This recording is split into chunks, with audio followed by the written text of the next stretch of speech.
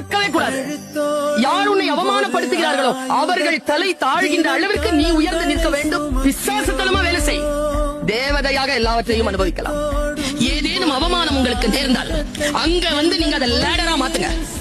அங்கிருந்து ஏறணும். நீங்க எவன் நம்மள கொல்லணும்னு சுத்துறானோ அவனுக்கு முன்னால சாக கூடாது. சாகலாம், எல்லாரும் சாகலாம். ஆனா எவன் நம்மள கொல்லணும்னு சுத்துறானோ அவன் முன்னால சாகக்கூடாது. நாளை பாத்துக்கலாம். நாளை எப்படி பாத்துக்கலாம்? உயிரோட இருக்கணும்ல.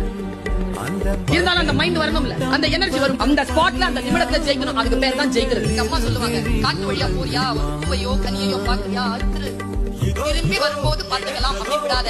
வாழ்க்கையும் அப்படித்தான். என்ன முடியுமோ அவ்வளவு பறிச்சு உறிஞ்சு எடுத்துட்டு வெளியில ஓடிடும். நாலேஜ் அப்படி வாங்கிட்டு போய்கிட்டு எத்தனை பேர் தோல்வி அடைந்திருக்கிறீர்கள்? நாளை என்று தள்ளி போட்டுட்டு ஜெயிக்கிறவங்களுக்கு உங்களுக்கும் இருக்கக்கூடிய ஒரே வித்தியாசம், காலத்தால் அவன் பயிர் செய்தான். நீ காலத்தை கைவிட்டு விட்டு பிறகு பார்த்துக் கொள்ளலாம் என்று இருந்தாய். மகிழ்ந்திருக்கு. வாழ்க்கையின் உயிரோடு இருக்கக்கூடிய வினாடிகளே மகிழ்வதற்காக